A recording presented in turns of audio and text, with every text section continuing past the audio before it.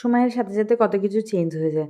আজকে আমরা দেখো 10:30টার সময় দেখতে এসেছি ডাঙ্কি। যদিও আমরা ফার্স্ট ডে ফার্স্ট শো সবসময় শাহরুখের মুভি দেখি, বাট সময়ের সাথে সাথে এই যে বললাম অনেক কিছুই চেঞ্জ হয়ে যায় লাইফে। এখন বাচ্চা রয়েছে, ফ্যামিলি রয়েছে, সব কিছুই সব দিক সামলেই আসতে হয়। সেই জন্য এই রাতের শো দেখা 10:30টার সময় আমাদের টিকিট বুকিং হয়েছে।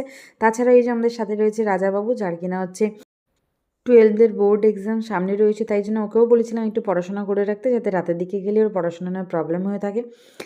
হাজার ব্যস্ততার মধ্যে না চাইলে একটু নিজেদের জন্য টাইম বের করাই যায়, সে নাই রাতেই হলো আর যখনই হলো।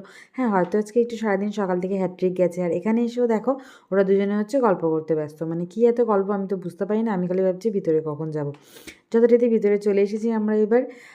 চলো মুভিটা তাহলে দেখে নিই, কেমন হয়েছে মুভিটা দেখি, আর দেখে তোমাদেরকে নেক্সট ব্লগে দেখাবো যে মুভিটা কেমন হয়েছে, আমি তোমাদেরকে জানাবো। দেখো এখানেও শুরু হয়ে গেছে গল্প, আর ওদের শেষই হচ্ছে না। চলো টাটা, বাই বাই।